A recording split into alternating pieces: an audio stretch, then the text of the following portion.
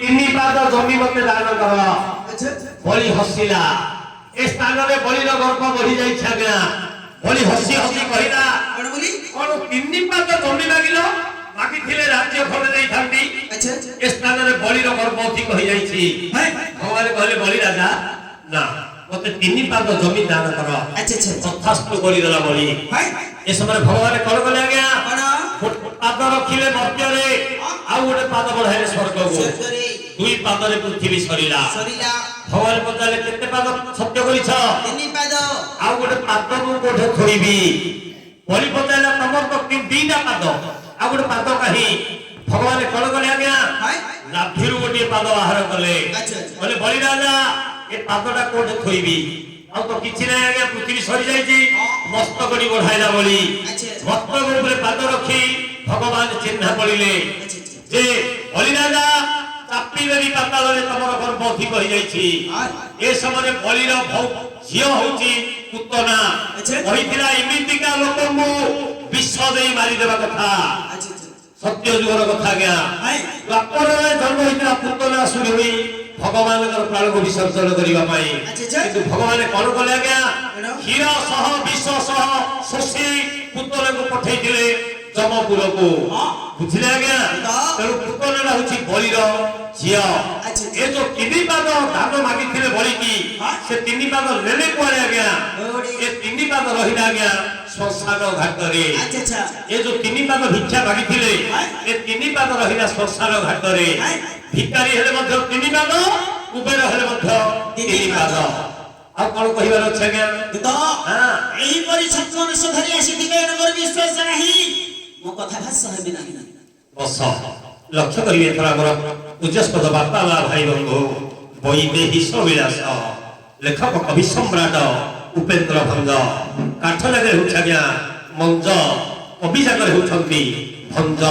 ଅମୃତମୟ ବାଣୀ ଯାହାର ନାମ କର୍ଣ୍ଣରେ ଶୁଣିଲେ ପାପ ଖଣ୍ଡନ, ଯାହାର ନାମ ଶୁଣିଲେ ଯମ ମଧ୍ୟ ଭୟ କରୁଛି। ସେଥିପାଇଁ ଆଜ୍ଞା ଲକ୍ଷ ଲକ୍ଷ ଟଙ୍କା କଳିଯୁଗରେ ଖର୍ଚ୍ଚ କରି ନାମ ସଂକୀର୍ତ୍ତନ ଗ୍ରାମ ଗ୍ରାମରେ ହଉଛି। ଲକ୍ଷ୍ୟ କରିବେ ଧର୍ମବନ୍ତ ମର୍ଯ୍ୟାଦା ପୁରୁଷ ରାମଚନ୍ଦ୍ର, ସାନୁଜ ଲକ୍ଷ୍ମଣ, ଗୁରୁ ବିଶ୍ୱାମିତ୍ର ଯାଉଛନ୍ତି ଗଙ୍ଗା ନଦୀ ପାର ହୋଇ ମିଥିଲ୍ୟା। ଶିବଧନୁ ଭଗ୍ନ ସୀତା ସ୍ୱୟଂବର ରାଗ ଚୋଖୀ।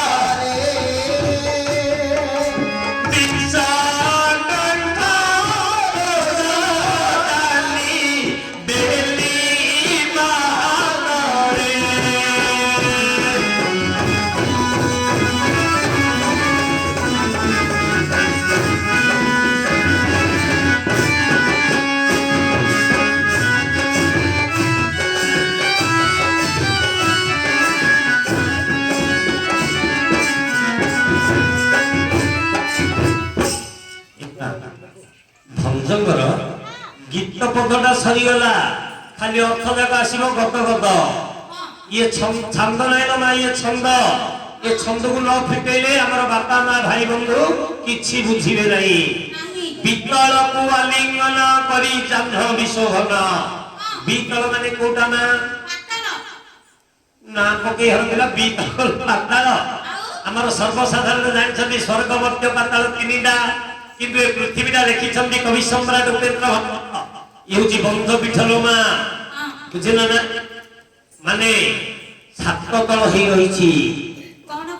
ଅତଳ, ସୁତଳ, ବିତଳ, ତଳାତଳ, ମହାତଳ, ରସାତଳ, ପାତାଳ।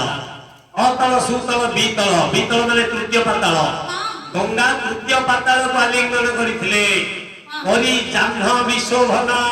ଜାହ୍ନବୀ ବୋଲତେ ଗଙ୍ଗା, କାହିଁକି ନା ଜହ୍ନୁ ଋଷି ଗଙ୍ଗାକୁ ଯେତେବେଳେ ଆଗେ ଚଳୁ କରିଦେଲେ, ଋଷିଙ୍କର ଜାହ୍ନୁ ଚିରି ଗଙ୍ଗାକୁ ବାହାର କରାହୋଇଥିଲା। ତେଣୁ ଗଙ୍ଗାଙ୍କର ନାମ ହେଲା ଜାହ୍ନବୀ। ହରେ ସୁର ବର ତାପ ଚାରୁ ଧାରା ସେ। ହରେ ମାନେ ହରଣ କରିବା, ସୁର ବୋଲତେ ଦେବତା, ଦେବତାଙ୍କର ବର ହେଲେ ଇନ୍ଦ୍ର, ସୁର ବର ବୋଲତେ ସୂର୍ଯ୍ୟ। ଅତ ପଦକେ ଅର୍ଥ ମାନେ ସଚି ଯେପରି ଇନ୍ଦ୍ରଙ୍କର ତାପକୁ ହରଣ କରୁଛି, ସୁର ବର ବୋଲତେ ସୂର୍ଯ୍ୟଙ୍କର ତାପକୁ ହରଣ କରୁଛି, ସେଇ ଶୀତଳମୟୀ ଗଙ୍ଗା। ବହେ ମକର କେତନ ମାନେ ବସନ୍ତ ପବନ। ଦେହରେ ବାଜିଲେ କେମିତି ଲାଗୁଛି ଲୋ ମା? ଥଣ୍ଡା ଲାଗୁଛି ନା? ଉଚ୍ଛନ୍ନ ରତି ସମାନ। ରତି କ୍ରୀଡ଼ା ସମୟରେ ମନଟା ଯେପରି ଉଚ୍ଛନ୍ନ ହୋଇଯାଏ, ସେହି ଗଙ୍ଗାରେ ସ୍ନାନ କଲେ ମନଟା ସେହିପରି ଉଚ୍ଛନ୍ନ ହୋଇଯାଏ। ବିଦ୍ୟ ହୈମବତୀ ପଦରେ। ହୈମବତୀ ମାନେ ପାର୍ବତୀ। ହୈମବତୀ ମାନେ ପାର୍ବତୀ। ହିମାଳୟର ସୂତା ବିଷକଣ୍ଠ ତୋଷଦାନୀ ବେନି ମତରେ। ବିଷକଣ୍ଠ ହେଲେ କିଏ ମା? ମହାଦେବ। ମହାଦେବଙ୍କର ହଳାହଳ ବିଷକୁ ଶାନ୍ତି ତୃପ୍ତି କରୁଥିଲେ ପାର୍ବତୀ ଏବଂ ଗଙ୍ଗା। ଆଜି ସେଇ ଗଙ୍ଗା ନଦୀ ପାର ହୋଇ ଧର୍ମମନ୍ତ ମର୍ଯ୍ୟାଦା ପୁରୁଷ ରାମଚନ୍ଦ୍ର ଯାଉଛନ୍ତି ମିଥିଲ୍ୟା। ବିଷ୍ଣୁପତି ବିଷ୍ଣୁପଦ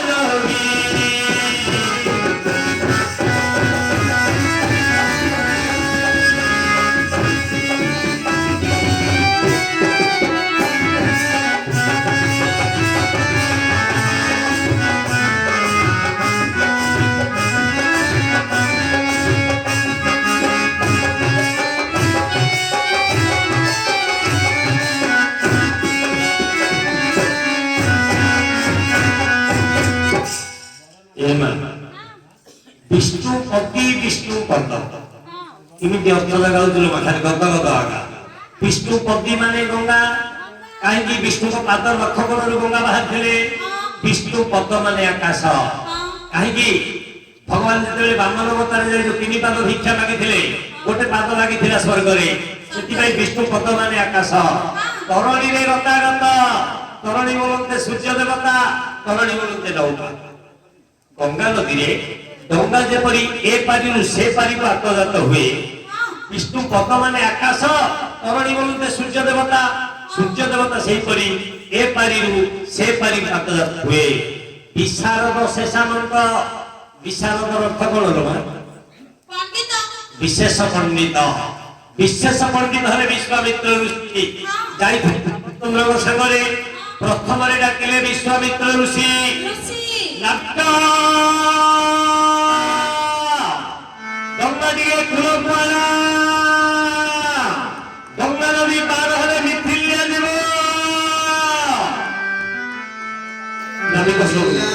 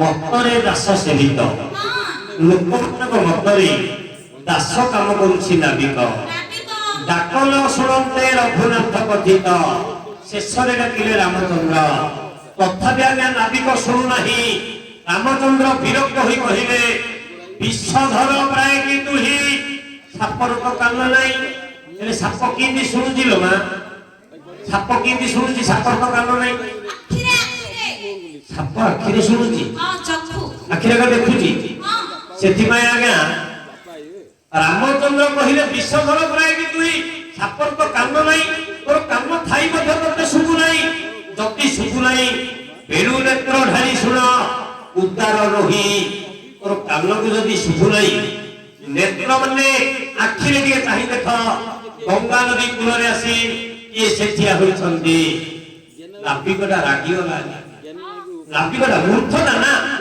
ପାଠ କି ଅକ୍ଷର ପଢି ନାହିଁ ଏ ମା ଏ ବିଷୟ ଛୋଟ ପିଲା ପାଇଁ ବିଷ କରେ ମାତ୍ର ବାପା ମାଙ୍କ ପାଇଁ ଆଜ୍ଞା ଅମୃତମୟ ବାଣୀ ଭୋକ ଶୋଷ ମଧ୍ୟ ଭୁଲିଯିବ ହେଲେ ନାବିକ ଯେତେବେଳେ କାଲା କହିଲେ ନାବିକ ରାଗିଯାଇ ରାମଚନ୍ଦ୍ରଙ୍କୁ କହୁଛି ଆଜ୍ଞା ନାବିକ ବଧିର ଲୋକେ ବୀରା ହୋଇଲା ବୁଦ୍ଧିବଳା ଶୁଣିଲେଣି ଅଥରେ ପଥର ଅବଳା।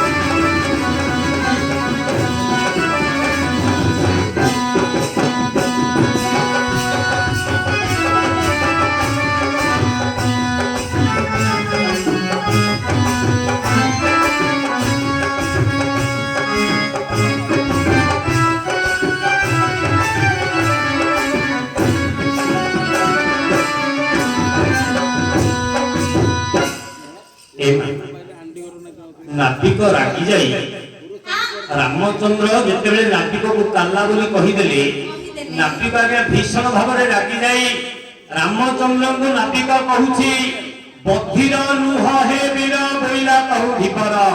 ଢିପର ମାନେ କିଏ ଲୋ ମା?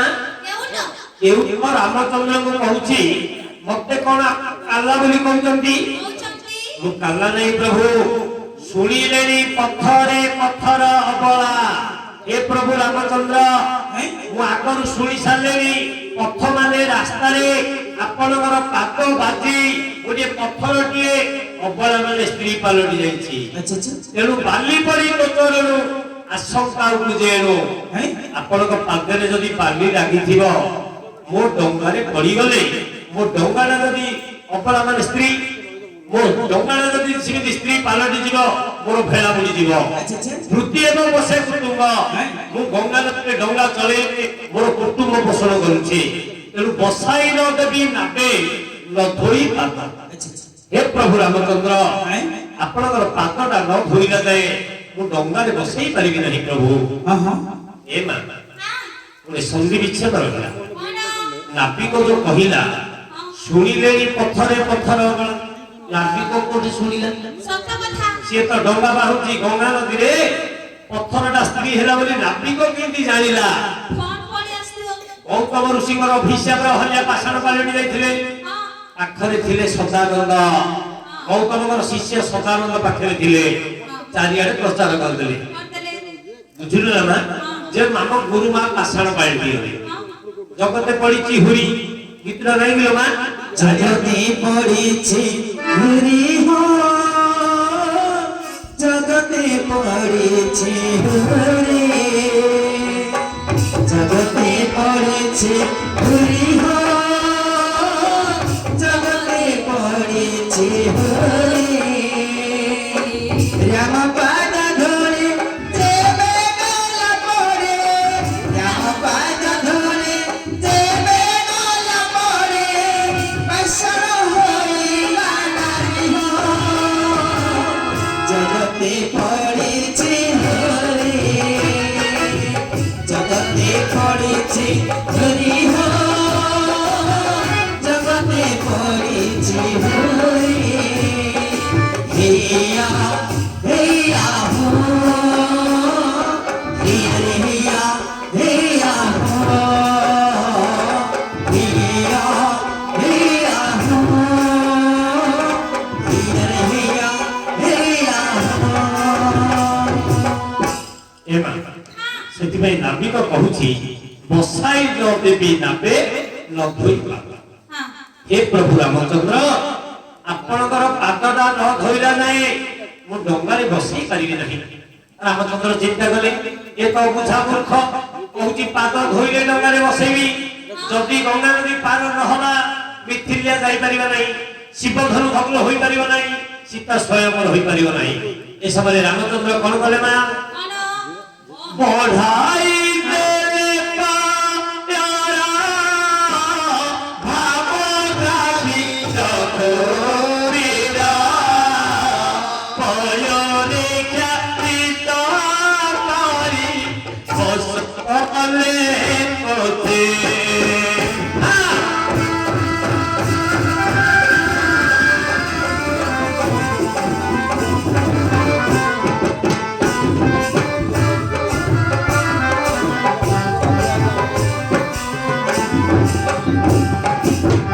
ब्रह्माणे भौतने पदा रोहिची कवि सदा तपाइच रणामृता पालम होइছে विज्ञाने कैवता होइला विश्वे पति तभावना नाम रखिला।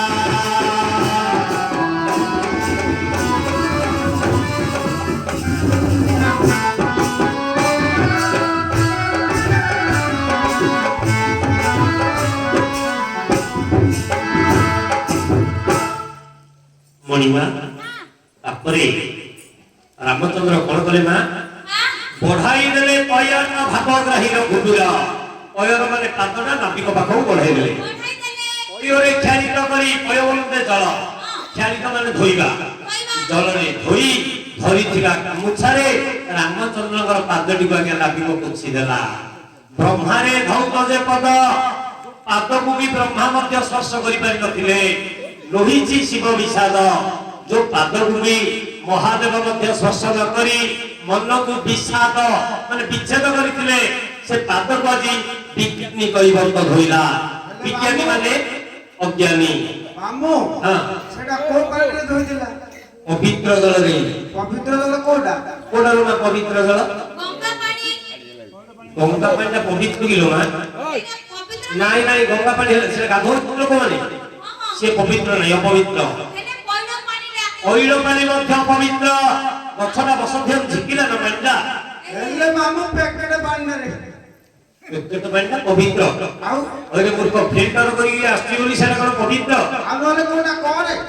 ପବିତ୍ର ଜଳ ହଉଛି ଆଜ୍ଞା ଚକ୍ଷୁର ଅଶ୍ରୁ ଜଳ। କାହିଁକି ଚକ୍ଷୁର ଅଶ୍ରୁ ଜଳଟା କାହିଁକି ପବିତ୍ର? ଚକ୍ଷୁ ପାପି ହଉଛି ତୁଣ୍ଡ।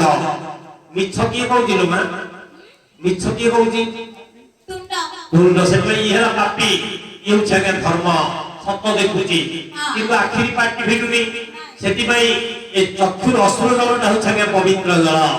ନାବିକ ଭଗବାନଙ୍କୁ ଦେଖି ଏତେ ବିଫଳିତ ହେଲା, ମାନେ ଅତି ଆନନ୍ଦିତ ହେଲା ଆଜ୍ଞା ଚକ୍ଷୁର ଅଶ୍ରୁ ବହିବ। ତା ନହେଲେ ମରମକୁ ଭେଦକଣ କରି ଯଦି ବଚନ କର୍ଣ୍ଣରେ ପଡେ ଚକ୍ଷୁର ଅଶ୍ରୁ ବହିବ। ମାନେ ରାମଚନ୍ଦ୍ରଙ୍କୁ ଦେଖି ନାବିକ ଏତେ ବିଫଳିତ ହେଲା, ଚକ୍ଷୁରୁ ଏତେ ଅଶ୍ରୁ ବହିଲା, ସେ ଅଶ୍ରୁ ଜଳରେ ରାମଚନ୍ଦ୍ରଙ୍କର ପାଦଟାକୁ ଧୋଇ ଧରିଥିବା ଗାମୁଛାରେ ପୋଛିଦେଲା।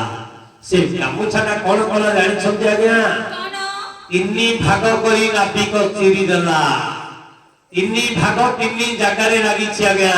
କୋଉ ଜାଗାରେ? ଭଙ୍ଗ ସାହିତ୍ୟ ପାଠ ଆଜ୍ଞା। ନାଇଁ ଯିଏ ଆମର ବାପା ମା ଭାଇ ବନ୍ଧୁ ଯାଇଥିବେ ଗଙ୍ଗା ନଦୀ ଆଜ୍ଞା ଦେଖିବେ, ନାବିକର ଡଙ୍ଗାରେ ଖଣ୍ଡେ ବନ୍ଧା ହେଇଛି ଆଜ୍ଞା। ଆଚ୍ଛା ଆଚ୍ଛା ରାମଚନ୍ଦ୍ରଙ୍କର ପାଦ ପୋଛା କନା। ହଁ ଆଉ ଖଣ୍ଡେ ଲାଗିଲା ଦ୍ୱାପର ଯୁଗରେ ଭଗବାନ ଶ୍ରୀକୃଷ୍ଣଙ୍କର ବଂଶୀର ଅଗ୍ରଭାଗରେ ଖଣ୍ଡେ ଝୁଲୁଛି। ଆଚ୍ଛା ଆଚ୍ଛା ଆଉ ଖଣ୍ଡେ ଏ କଳି ଯୁଗରେ ପୁରୀ ଜଗନ୍ନାଥ ମନ୍ଦିରରେ ଯୋଡୁଛି ଆଜ୍ଞା 12 ହାତ କନା। ବିଶ୍ୱେ ପତିତ ପାବନ ନାମେ ରହିଲା।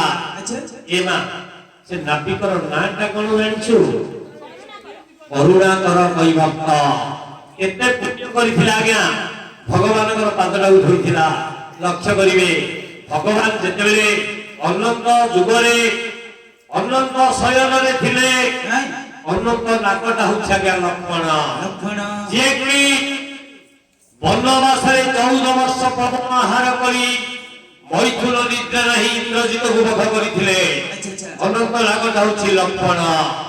ଏ ସମୟରେ ଗୋଟେ କଇଁଚଟିଏ କୁଣ୍ଡରେ ପାଣି ଟିକେ ଧରି ଅନନ୍ତ ନାଗର ଲାଙ୍ଗୁଡ଼ ପଟେ ସ୍ପର୍ଶ କରେ। ଅନନ୍ତ କଣ କରେ ନା, ଲାଙ୍ଗୁଡ଼ଟାକୁ ଫୋପାଡ଼ି ଦିଏ। ଅନନ୍ତ କହୁଛି ତତେ ଏବେ ସେବା କରିବାକୁ ଦେବିନି, ମୋ ପ୍ରଭୁଙ୍କର ସେବା ମୁଁ କରୁଛି। ଏମିତି ଫୋପାଡ଼ି ଫୋପାଡ଼ି ଆଜ୍ଞା କଇଁଚଟା ମରିଗଲା ଶେଷରେ। ଭଗବାନ ବିଷ୍ଣୁ ଚିନ୍ତା କଲେ, ଆହା ଆସିଥିଲା କଇଁଚ ମୋର ପାଦ ସ୍ପର୍ଶ କରିବା ପାଇଁ, ଜୀବନ ହାରିଦେଲା। ସେଇ ଯେ କଥା ଦେଇଥିଲେ ଭଗବାନ ବିଷ୍ଣୁ, କଣ ବୋଲି? ଯେତେବେଳେ ତ୍ରେତୟା ଯୁଗ ଆସିବ ମୁଁ ତୋ ପାଖକୁ ଯିବି, ତୁ ମୋର ପାଦ ସ୍ପର୍ଶ କରିବୁ। ନାଇଁ କୋ ଯୁଗର କଥା କୋ ଯୁଗରେ ଫଳୁଛି ଆଜ୍ଞା। ଯେମିତି ଭଗବାନ ମାରିଥିଲେ ଲିମ୍ବ ଭାର ମିଳୁଛି କାହାକୁ ଆଜ୍ଞା? ବାଳିକୁ। ସେମିତି ଦ୍ୱାପର ଯୁଗରେ ବାଳିର ପୁତ୍ର ଅଙ୍ଗଦ ଚାରା ସମର ହେଇ ଜନ୍ମ ହୋଇଥିଲା, ଶ୍ରୀକୃଷ୍ଣଙ୍କୁ ବିନାଶ କରିଥିଲା। ବୁଝିଲେ ନା ଆଜ୍ଞା? ଯାରା ସମର ଆଚ୍ଛା ଆଚ୍ଛା ଯାଇଥିଲା ଭଗବାନଙ୍କୁ ମାନେ ସ୍ୱୀକାର କରିବା ପାଇଁ, ହେଲେ ଭଗବାନଙ୍କର